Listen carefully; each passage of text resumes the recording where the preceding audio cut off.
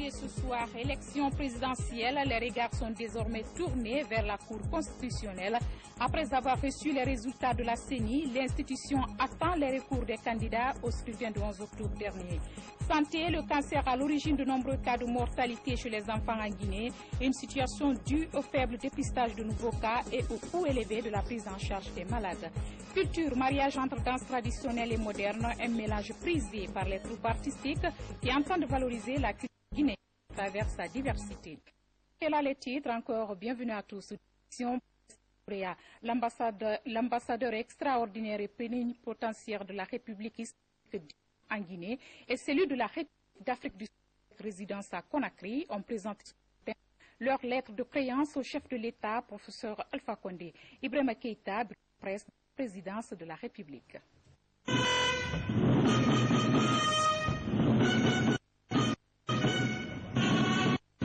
Le nouvel ambassadeur extraordinaire et plénipotentiaire de la République islamique d'Iran avec résidence à Conakry, c'est lui.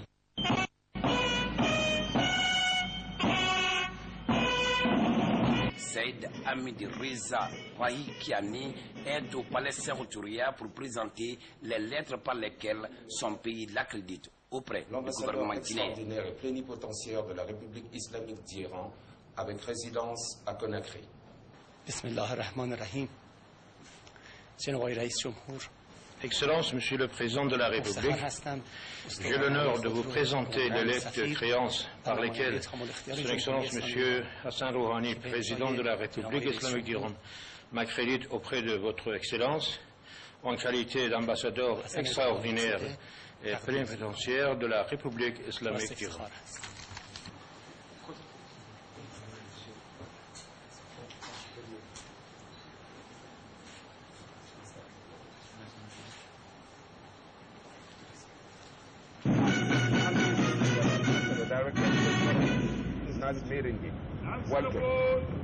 Ensuite, ce fut le nouvel ambassadeur extraordinaire et plénipotentiaire de la République d'Afrique du Sud, avec résidence à Conakry, de présenter ses lettres de créance au chef de l'État, professeur Alpha Condé.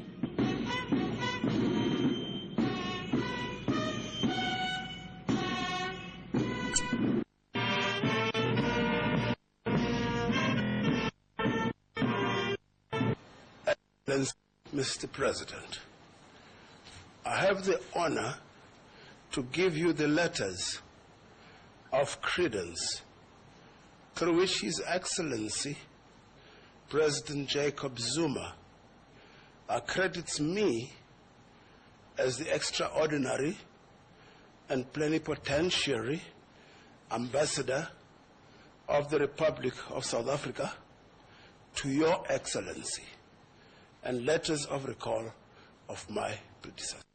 I thank you.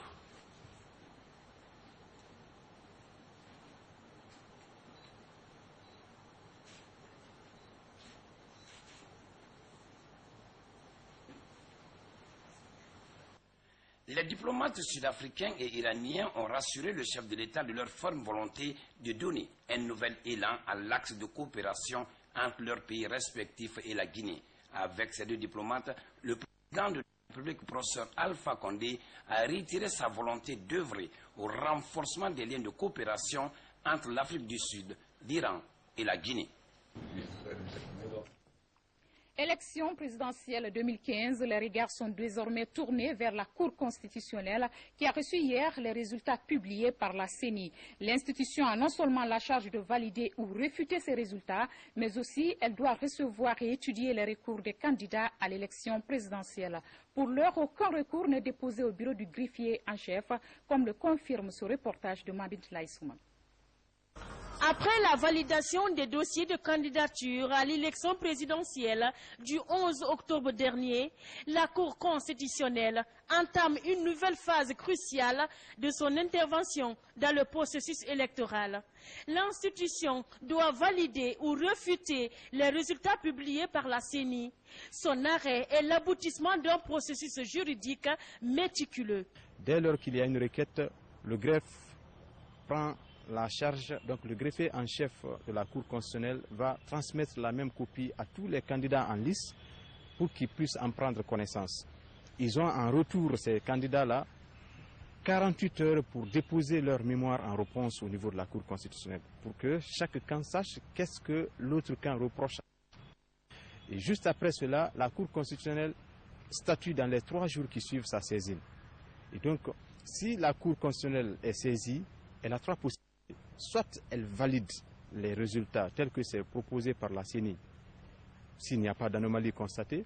Deuxième possibilité, elle peut aussi modifier partiellement ou totalement les résultats. C'est pourquoi personne ne doit s'avouer vaincu à ce stade, ni crier victoire de sitôt. Et enfin, elle peut, au vu des requêtes, s'il y a des preuves qui attestent qu'il y a des anomalies graves avec des indices graves et concordants qui laissent entendre que le scrutin aurait été, par exemple, entaché d'irrégularité au point d'entacher sa sincérité, automatiquement, elle ne va pas hésiter de mettre en application l'article 187 de la loi électorale pour annuler l'élection. Sur les recours, le pouvoir de la Cour se limite à l'appréciation des anomalies enregistrées par les différents partis politiques le jour du scrutin. Il faut que les acteurs politiques qui vont explorer la voie de recours juridictionnel, à apprécier bien entendu, fassent la distinction entre le contentieux préélectoral et le contentieux électoral, avec le contentieux dans le cadre du droit pénal. Mon délégué a été giflé, ça c'est une infraction pénale qui ne doit pas être portée au niveau de la Cour constitutionnelle. Mon électeur a été radié de la liste électorale, c'est un contentieux préélectoral qui doit être jugé par l'un des 10 tribunaux de première instance ou l'une des 26 justices de paix. Sinon la Cour va se déclarer incompétente dans le cadre du volet précontentieux et dans le cadre d'une infraction. Parce qu'elle, c'est un juge constitutionnel, a priori, donc des élections. L'immeuble Radjafoulé Kaloum, siège de la Cour constitutionnelle, l'on s'active déjà. Pendant 8 jours, week-end et jours fériés compris, le bureau du greffier restera ouvert pour accueillir l'éventuel recours des candidats à l'élection présidentielle. Les résultats provisoires publiés par la CENI sont arrivés hier chez le greffier en chef. Les premières dispositions sont déjà appliquées au dossier. Et quand le greffier a reçu les dossiers, nous avons délivré un récépissé de réception. Après, nous avons déposé le dossier au niveau du président. Comme la Cour a envoyé les délégués dans les différentes régions, et on a partagé les enveloppes en fonction des régions, et chaque conseiller a reçu l'enveloppe qui le concerne, qui sont en train de travailler là-dessus jusqu'au moment du délai imparti à la Cour constitutionnelle. Installée depuis le 23 juillet, la présidentielle 2015 est la première affaire majeure de cette Cour. Ces 9 juges sont conscients du défi qui les interpelle. Durant la campagne, leurs différentes interventions ont rassuré les acteurs du processus électoral et mis en confiance les observateurs internationaux. Le traitement des éventuels contentieux et se prononcer sur les résultats provisoires globaux cristallise les attentions de l'opinion sur la dernière année de nos institutions républicaines. De nouveau, dans l'application de l'accord du 20 août dernier entre les acteurs politiques, les présidents des délégations spéciales sont installés dans leurs nouvelles fonctions. Les communes de Ratouma et Dixine sont dirigées par le parti l'UFDG. Par contre, à Matoto, Matam et Kaloum, les présidents de délégation sont reconduits dans leurs fonctions, mais épaulés par les représentants des partis politiques. C'est le président du conseil de ville qui a présidé ces cérémonies d'installation. Compte rendu Moussa Bangoura, Ousmane Kamara. Les délégués communaux des 5 communes de la capitale prennent fonction. Ces nouveaux promus sont installés par le président du conseil de ville, suivant le code des collectivités locales. Leur choix fait suite aux accords du 20 dernier intervenus entre la présidentielle et l'opposition lors du dialogue politique interguinéen. Thomas Dixine, Souleymane Taran Diallo et Mamadou Samba Diallo de l'UFDG sont présidents de délégation spéciale. Nous sommes prêts, je ne dirais pas nous, l'équipe et nous sommes prêts à relever ce défi-là. Nous ferons l'effort qu'il faut en collaboration avec ceux que nous avons trouvés. Dans un esprit de fraternité, nous venons trouver des partenaires, des Guinéens comme nous. Et ensemble, nous allons essayer de relever le défi. Ma première préoccupation, c'est de réunir d'abord tous les fils de Dixie, recoudre le tissu social, rendre la vie paisible, assurer la sécurité des gens, aider les gens à dormir paisiblement et chercher à améliorer le quotidien de la population d'ici. Dans les 3 autres communes, notamment Matoto, Matam et Kaloum, les présidents des délégations spéciales sont reconduits dans leurs fonctions. Mais ils sont désormais tous épaulés par les représentants des partis politiques, conformément à l'esprit de l'accord politique. Pour le président du conseil de ville, cet acte est démocratique. Soriba Sorel Kamara exhorte les nouveaux entrants à la cohésion dans la cohabitation politique. Je pense que c'est une victoire de la démocratie. C'est les délégations spéciales qui cesseront de fonctionner dès la prise de fonction des nouvelles communes élues. C'est le message de la priorité à l'intérêt du peuple. C'est le message du développement local. C'est le message du respect de l'arrêté qui les a mis en place. C'est le message de la cohésion interne. C'est le message de la prise en compte de toutes les vertus de leur commune. Ces délégués travailleront dans la fraternité pour le développement de leur localité jusqu'à l'organisation prochaine des élections communales et communautaires prévues au premier trimestre de 2016. À propos, le président du conseil de ville porte à la connaissance de tous les membres des délégations spéciales des 5 communes de la ville de Conakry, nouvellement installées, qu'une importante réunion de travail se tiendra à leur intention le vendredi 23 octobre 2015 à 10 h dans la salle de conférence du gouvernorat de la ville de Conakry, sous la présence du ministre de l'administration du territoire et de la décentralisation. Le gouverneur de la ville de Conakry invite les présidents des délégations spéciales à prendre toutes les dispositions nécessaires pour la présence effective de tous les membres au jour, heure et lieu indiqués. Conakry, 21 octobre 2015, Soriba Sorel Kamara. L'actualité judiciaire avec la réforme de la justice en Guinée, le gouvernement ambitionne la construction d'une justice indépendante.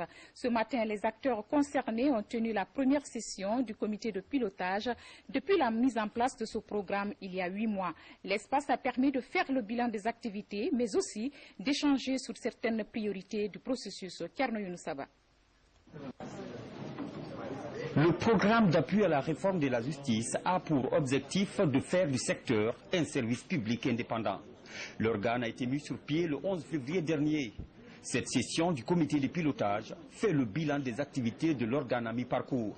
Le cadre d'échange va aussi permettre de lancer officiellement certaines priorités telles que le renforcement des capacités des ressources humaines, mais aussi la construction des infrastructures judiciaires et pénitentiaires. C'est une étape, c'est pour faire un peu le point sur l'état d'avancement du projet, voir là où nous devons nous adapter ensemble pour le reste du projet. Ce premier comité de pilotage nous réunit aujourd'hui afin de discuter en profondeur des modalités pratiques de la mise en œuvre de sa convention de financement. Pour le garde des Sceaux, le programme va accompagner les efforts du gouvernement dans la promotion des principes démocratiques et l'assainissement du climat des affaires. Je profite pour dire que cet accompagnement qu'a fait l'Union européenne envers la justice guinéenne est très important pour nous. Ça nous permet de rentrer dans ce qu'on appelle communément l'état de droit.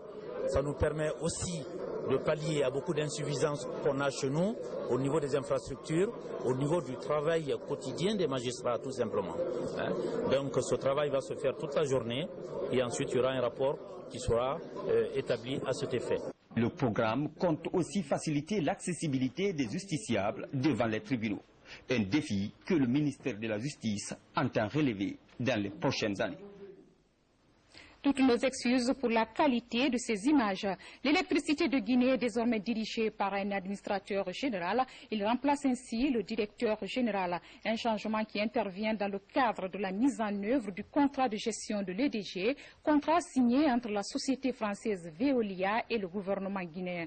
La passation de service s'est déroulée au ministère de l'Énergie et de l'Hydraulique. Nabi Kamara est témoin de l'événement. Le secteur de l'électricité est en restructuration pour mieux fonctionner. C'est la volonté affichée du président de la République, professeur Alpha Condé, à travers la réalisation du barrage hydroélectrique de Kaleta et la passation d'un contrat de gestion de EDG avec Veolia. une société française qui aide cet établissement public à se réconcilier avec le potentiel et la réalité pour le bien-être des populations, accélérer le développement de l'économie de la Guinée. C'est dans cet esprit que le directeur général des EDG laisse place à un administrateur général. Où il est nécessaire de redresser la situation d'EDG. Il n'y a pas besoin de rester longtemps à EDG pour se rendre compte que la situation est très mauvaise. Ce contrat précise comment, dans quel domaine EDG, dans tous les domaines, mais sur quel point EDG doit se redresser et quelles valeurs doivent atteindre les principaux indicateurs. Et pour accomplir ce chemin-là, nous avons besoin de tout le monde. La réforme qui a abouti aujourd'hui n'est rien d'autre que la volonté politique du président de la République. Et nous sommes là en tant qu'acteurs pour pouvoir aider à ce que ce redressement-là se fasse dans de meilleures conditions. Et soyez rassurés, une fois encore, que le soutien sera indéfectible. L'ambassadeur de France en Guinée, la directrice de l'Agence française de développement et le ministre de l'énergie et de l'hydraulique fondent un grand espoir dans le changement intervenu dans la gestion des EDG. Le secteur de l'électricité, c'est ça qui permettra aujourd'hui, demain aussi les secteurs de l'eau et de l'assainissement, de faire franchir un pas. Veolia, dans cette perspective, c'est une expertise, c'est un savoir-faire, c'est du métier, c'est de la rigueur, c'est de la compétence. C'est la troisième restructuration du secteur de l'électricité en Guinée depuis 1995. Santé, le taux de prévalence du cancer de plus en plus élevé chez les enfants. D'après les études en Guinée, le cancer est à l'origine de nombreux cas de décès chez cette couche vulnérable. Une situation qui serait due au faible dépistage des nouveaux cas et le coût élevé de la prise en charge des malades. Des facteurs qui augmentent le taux de prévalence de la pathologie à 10%. Explication Hadiatou Bari. En Guinée, les statistiques démontrent que le cancer touche environ 250 enfants chaque année. La pathologie se développe dans 50% des cas chez les enfants avant l'âge de 5 ans. Les formes les plus fréquentes se manifestent sous 3 types d'origine embryonnaire. Il y a surtout le rétinoblastome, qui dérive des tissus embryonnaires de la rétine. Il y a le néphroblastome qui se développe à partir du rein de l'enfant. Il y a aussi des cancers comme le lymphome de Burkitt. C'est aussi un cancer un peu particulièrement fréquent chez l'enfant. Le lymphome de Burkitt, ce sont des cancers qui se développent à partir des tissus lymphoïdes, mais surtout à localisation au niveau de la mâchoire. Les enfants démunis sont les plus touchés par le cancer selon les études réalisées. Ils constituent l'une des causes de mortalité chez cette couche. La faible détection des cas cancéreux et le coût élevé du traitement entraînent 80% des cas de décès. Le traitement du cancer est un traitement qui est lourd sur le plan financier et sur le plan social. Et puisque les familles sont démunies, donc ils ont du mal à accéder aux différents traitements. La majorité des malades que nous recevons n'arrivent pas à supporter. Ceux qui supportent n'achètent pas le traitement. Le traitement n'est pas régulier. Et si le traitement n'est pas régulier, cela entraîne une résistance, ça cultive la résistance au niveau des cellules cancéreuses. Aujourd'hui, le service cancérologie est confronté au manque d'équipement. Il s'agit notamment de la radiothérapie, un appareil qui complète le traitement des cancéreux. Ce manque favorise plusieurs cas d'évacuation des patients. Et ce geste humanitaire de la Croix-Rouge, l'ONG vient en appui aux différentes familles victimes d'inondations cette année. Ce sont plus de 800 ménages qui ont bénéficié des kits à Conakry et à l'intérieur du pays. L'opération de distribution a commencé mardi dans les communes de Bato et Matama. Abdul Karim Kamara, Lansana Bissiri Bangora. Au mois d'août dernier, les pluies torrentielles ont provoqué des déluges à Conakry. Inondations touchant de plein fouet des quartiers comme Dabondi et Lambagni dans les communes de Matam et Ratoma. Ces habitants ont tout perdu. Plus d'un mois après le sinistre, la Croix-Rouge décide d'assister en kit les victimes. Ces kits, c'est 2 couvertures de 2 places par personne, 2 jerrycans et 2 moustiquaires 2 places. Nous aidons les communautés en fonction de ce que nous recevons de nos différents partenaires. Donc, comme on n'a pas pu avoir les autres kits riz et puis d'autres, ce qu'on a pu avoir, on a essayé d'abord de mettre ça à la disposition des vulnérables en attendant et au cas où on aura encore d'autres, on pourra encore les... Mardi, l'opération a commencé dans le secteur de Waria et Krombe dans Lambani puis Dabondi-Bafon. En tout, 74 ménages ont bénéficié de ces kits. Des sinistrés qui saluent l'initiative, mais redoutent le même scénario dès l'année prochaine. L'eau est rentrée, il a gâté toute notre chose qui est là-bas. Moi-même, je suis handicapé. Le mur qui est là-bas, on l'a cassé. Pourvu que l'eau soit sortie, impossible. Je remercie Croix-Rouge, ce qu'ils ont fait pour nous. Même les riz qu'on mangeait, l'eau, tout était pourri. Je vous remercie les patrons qui cherchent à nous reconforter le moral. La caravane de la Croix-Rouge concerne 845 ménages à Conakry. 405 autres victimes d'inondations seront assistées dans les préfectures de Forêt-Caria, Télimélé, Massentan et Sigiri. En religion, le nouvel an musulman commence le vendredi prochain, 23 octobre 2014. Mais en Guinée, cette fête passe sous silence. Et à propos, nous allons recevoir Elhaj Abdoulaye Gassi. Il est le secrétaire général des affaires religieuses. Bonsoir Elhaj. Alors, bonsoir madame. La communauté musulmane s'apprête à fêter le nouvel an musulman le 23, vendredi. Maintenant, on constate en Guinée que cette fête passe inaperçue. Ça ne se passe même pas, alors que nous sommes un pays musulman. Comment expliquer cela? Voilà. Merci très gentiment, madame. C'est pour vous confirmer que la Guinée, avec les recommandations, les grandes recommandations du prophète Mohammed sallallahu alayhi wa sallam. Les recommandations du prophète Mohammed sallallahu alayhi wa sallam demandent à l'ensemble des croyants du monde, mais notamment en ce qui nous concerne la République de Guinée, de jeûner le jeudi 22 octobre 2015 et vendredi 23 octobre 2015, qui est considéré le premier jour du premier mois lunaire musulman, 1437. Dans ce pays, je pense qu'il y a eu beaucoup de mosquées qui ont commencé à faire des prières, la lecture du Saint-Coran. Vous partez dès même par exemple à Bolobiné, vous trouverez que la mosquée de Bolobiné est pleine. Les gens sont en train de procéder à la lecture du Saint-Coran et à la grande prière et invocation en faveur de la paix en République de Guinée. Donc nous avons lancé un appel solennel à toutes les mosquées de Guinée, qui sont 12 335 mosquées du vendredi, à ce que tout le monde fasse face à Allah pour une reconnaissance et pour une gratitude.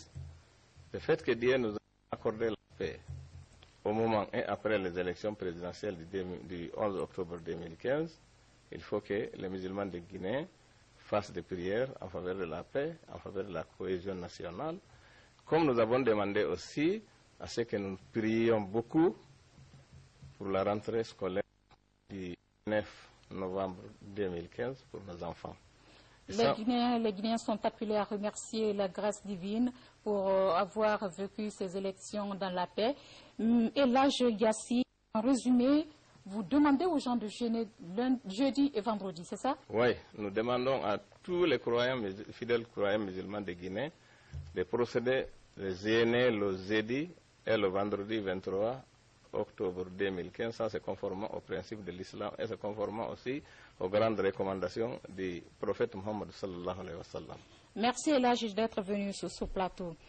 Donc, au cours de ce journal, un jeune Guinéen fait la fierté de notre pays à travers le monde. Yacouba Konaté sillonne actuellement les plus grandes capitales du monde et participe à de nombreux forums qui visent l'émancipation de la jeunesse. C'est une initiative du président américain à travers son programme Jeunes Leaders Africains, une manière pour Barack Obama de promouvoir la jeunesse au poste de décision en Afrique. Suivez le portrait de Yacouba Konaté avec Fernand Kourouma. Économiste de formation, l'homme est diplômé de l'université de Californie. Vite, il s'investit dans des activités et projets de développement communautaire. Sélectionné compte des jeunes leaders africains, Yacouba Konaté fait la fierté de la Guinée au sein de cette structure. Dès que le président Obama a créé Yali, il nous a mis en rapport avec des institutions aussi importantes, à savoir le Transmontana, l'ISESCO, l'UNESCO et des grands groupes internationaux. La mission de ces pères fondateurs n'est assignée que la promotion de la jeunesse, la promotion des chefs d'État et des pays d'Afrique, surtout qui sont dans l'ombre.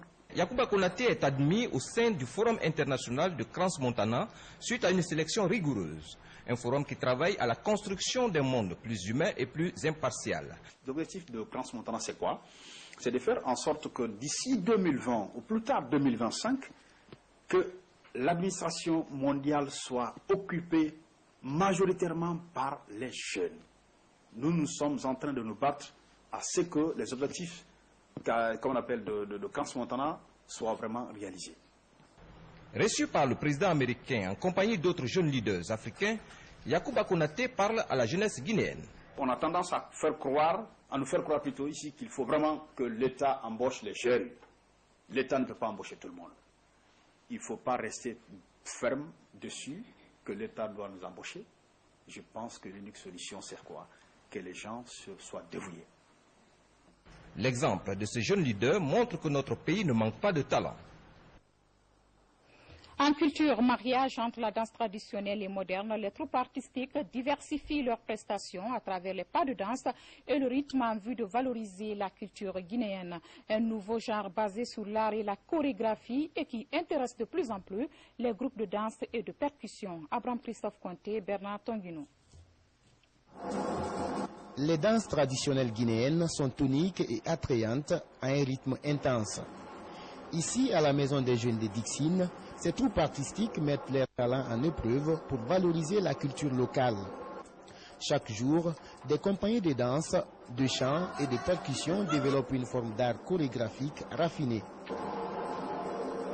Nous répétons tous les jours du lundi au jeudi.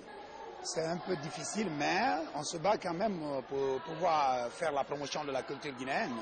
Parce que nous avons vu que cette culture a beaucoup de tendance à perdre son identité culturelle. Et donc nous donnons corps et âme pour pouvoir faire revivre la culture guinéenne.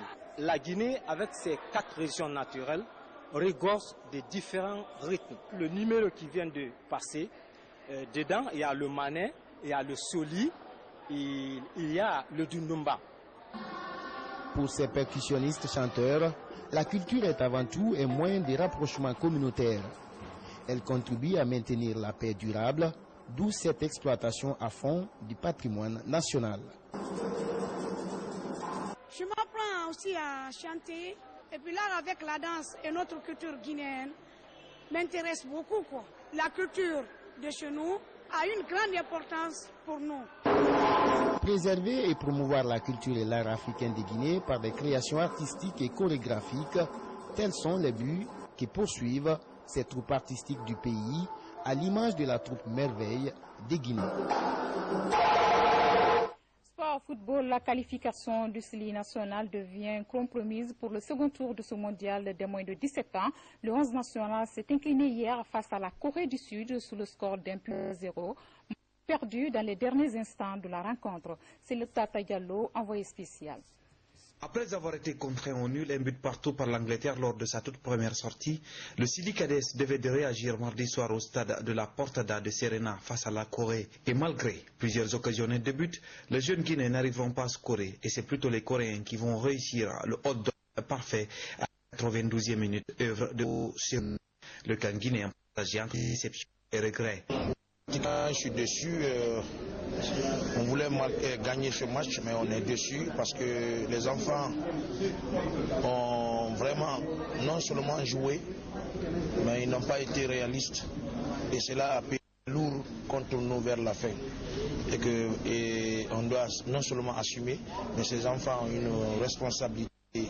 Pas assumer la responsabilité c'est tout le monde. Il y a des fortes possibilités de gagner ce match avec des occasions qu'on n'a pas su concrétiser.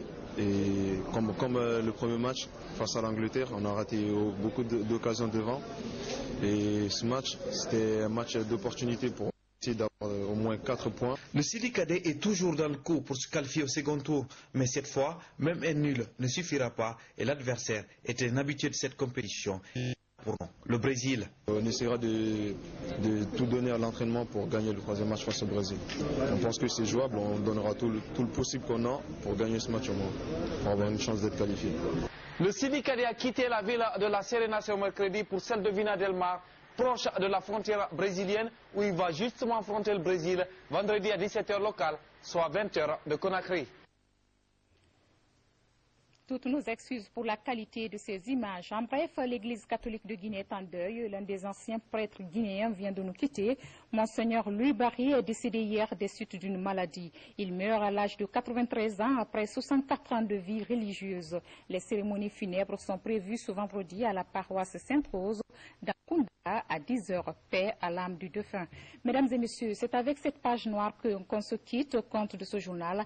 Merci de votre attention et à demain.